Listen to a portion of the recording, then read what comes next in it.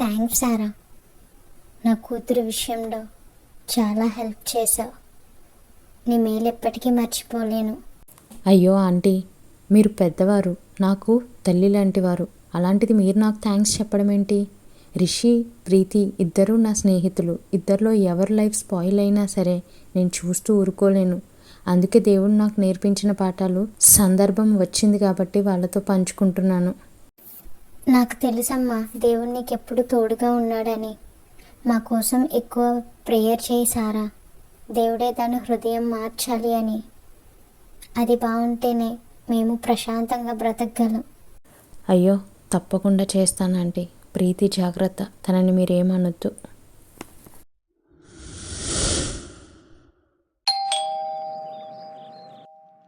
ఏంటన్నా అక్కడే ఆగిపోయావు? రా లోపలికి వచ్చి కూర్చో. అయినా ఒక ఫోన్ చేసి ఉంటే నేనే వచ్చేవాడిని కదా, నువ్వు పని కట్టుకొని ఇక్కడి వరకు వచ్చావు. నాకు తప్పలేదు జోష్.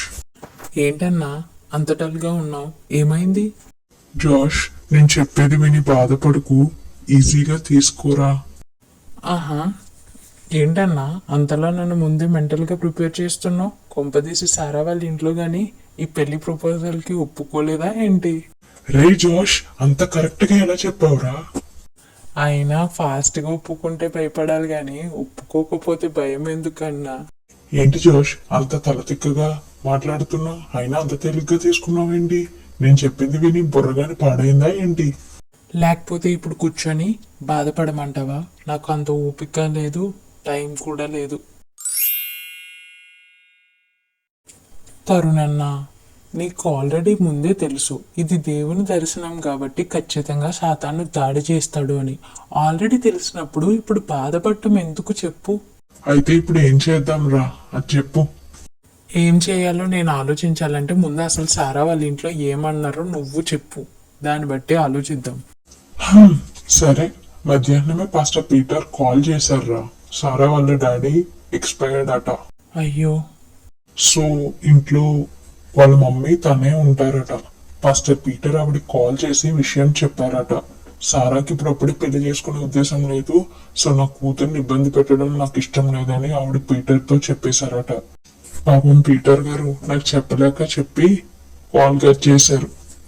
అది విషయం.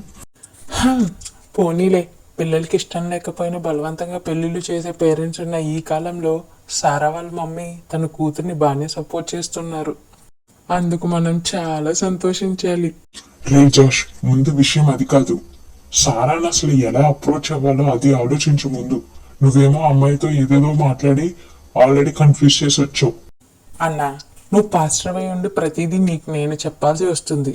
యెషయా గ్రంథం 26వ అధ్యాయం 3వ వచనం, ఎవని మనసు నీ మీద ఆనుకొనినో వాని నిన్ను పూర్ణ శాంతి గల వానిగా కాపాడుదు అని మన దేవుని లేఖనాలు సెలవిస్తున్నాయి కదా. If it is from God, తప్పకుండా దాన్ని నెరవేర్చే బాధ్యత మన ప్రభువుదే. మనం ఎందుకు ఎక్కువగా ఆలోచించి స్ట్రెస్ అవ్వటం చెప్పు? సారా ఎంత దూరం పరిగెట్టినా సరే తప్పక దేవుడు తీసుకొచ్చి నా ముందర నిలబెడతారు అన్న నమ్మకం నాకుంది. ప్రపంచం గతించినా గతించిపోద్దేమో కానీ నా ప్రభు వాగ్దానం మాత్రం ఎన్నటికీ గతించదు. నీకు దేవునిపై ఇంత నమ్మకం విశ్వాసం ఉంటే నాకెందుకు బాధ? అనవసరంగా నువ్వు ఎక్కడ ఫీల్ అవుతావు అని నేను ఫీల్ అవుతూ వచ్చాను. నువ్వు ఇంత కూల్ గా రియాక్ట్ అవుతావు అని ముందే తెలుసుంటే ఇంటికి కూడా రాకుండా ఫోన్లోనే విషయం చెప్పేవాడిని. అనవసరంగా నీ కోసం ఎక్కువ ఆలోచించాను నేను. పోనీలే అన్న, ఎలానో వచ్చావు కదా, ఇప్పుడు ఏమైంది? ఉండు, నీ కోసం మంచి ఎస్ప్రెసో కాఫీ తెస్తా, తాగి వెళ్దు.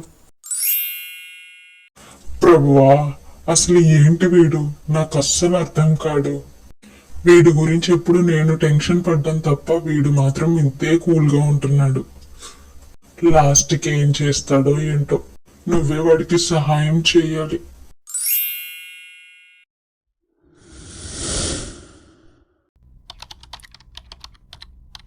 ఫినిష్. అమ్మయ్య, థ్యాంక్ గాడ్. క్యాంపైనింగ్ డిజైన్ ఒక కొలిక్కి వచ్చింది. ఇక ఫండ్స్ అలోకేట్ చేసుకుంటే ఒక పని అయిపోద్ది. మిగిలిన పనులు నెమ్మదిగా స్టార్ట్ చేసుకోవచ్చు. అన్నట్టు సారా ఎలా ఉందో, తనని చాలా డిస్టర్బ్ చేసి వచ్చాను. ఇప్పుడేమో ఏది ముందుకెళ్ళట్లేదు. ప్రభువా, అంత సడన్గా మారిపోయింది. ఐ బ్లింక్లో సారాన్ని నువ్వు నా లైఫ్లోకి తీసుకొచ్చేసావు. కానీ ఇప్పుడు చూస్తే సాతాను ఎన్ని ప్రయత్నాలు చేసి వివాహం ఆపాలి అనుకుంటున్నాడో నువ్వే చూస్తున్నావు. అంతా ప్రతికూలంగా ఉన్నాయి ప్రభువా, కానీ నీపై నాకు పూర్తి నమ్మకం ఉంది. నువ్వు చేసిన వాగ్దానం మర్చిపోయే దేవుడు కాదు, పైగా మా ముందు నిలబడి నడిపిస్తావు. నాకు ఆ ధైర్యం ఉంది. తను ఇప్పుడు నా లైఫ్లోకి వచ్చినా సరే కనీసం తనని ఎలా చూసుకోవాలో కూడా నాకు చెప్పడానికి అమ్మ, డాడ్ ఇద్దరూ లేరు. ఒంటరిగా పెరిగిన నాకు ప్రేమ ఆప్యాయతలు ఎలా తనకి కన్వే చేయాలో కూడా తెలీదు. నో నాలాంటి వాడితో తను అడ్జస్ట్ అవ్వడం అంత ఈజీ కాదు. సో ప్లీజ్ హెల్ప్ మీ యేసయ్యా. నాకు తనని ఎలా ప్రేమించాలో నువ్వే నేర్పించు. నాపై నీకున్న అచంచలమైన విశ్వాసమే నిన్ను తప్పకుండా గెలిపిస్తుంది జోష్. విశ్వసించువాడు కలవరపడడు. ఇదిగో యుగ సమాప్తి వరకు నేను నీకు తోడై ఉన్నాను. సో భయపడకు. నీ ప్రతి సందేహము తీర్చే బాధ్యత నాది. అబ్బా, చాలా టైర్డ్గా ఉంది, నిద్ర వచ్చేస్తుంది. వెళ్ళి నిద్రపోతాను. హే, సడన్గా నేను ఎక్కడికి వచ్చాను? ఇప్పుడు నేను అసలు ఎక్కడున్నానబ్బా? అవును, నా మొబైల్ ఏది? సరిపోయింది, సిస్టమ్ దగ్గరే మర్చిపోయినట్టున్నాను. ఇప్పుడు నేను ఎక్కడున్నానో ఎలా తెలుసుకోవాలి? చూస్తుంటే మిడ్ నైట్లా ఉంది, అందరూ పడుకున్నట్టున్నారు. నేను ఎక్కడ ఉన్నానో ఇప్పుడు ఎలా తెలుసుకోవాలబ్బా? ప్రభువా, నాకెవరినైనా సహాయం పంపించు. నేను ఎక్కడున్నానో అర్జెంటుగా తెలుసుకోవాలి, ప్లీజ్. ఎవరు బాబు నువ్వు? ఈ సమయంలో ఇక్కడున్నావేంటి? చూస్తుంటే మా ఊరివాడలా అస్సలు లేవే. అమ్మయ్య, ఒక మనిషి కనిపించారు. Thank God. హలో అండి, నేను ఈ ప్రాంతానికి కొత్త అండి. నా పేరు జోష్. కాస్త నాకు ఈ ఊరి పేరు చెప్తారా? నీ మాటలు వింటుంటే ఆశ్చర్యంగా ఉంది. ఊరి పేరు తెలియకుండానే ఇంత దూరం వచ్చావా? సరే, ఇది యూదా బెత్లెహేము.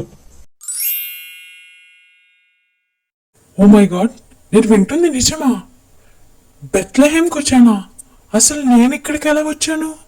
అడుగుతున్నానని ఏమనుకోకండి. ఇంతకీ మీ పేరేంటండి? నా పేరు బోయాసు.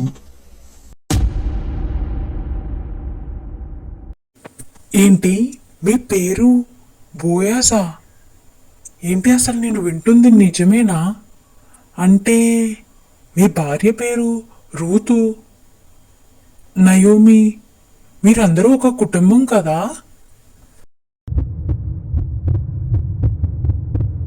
అవునా?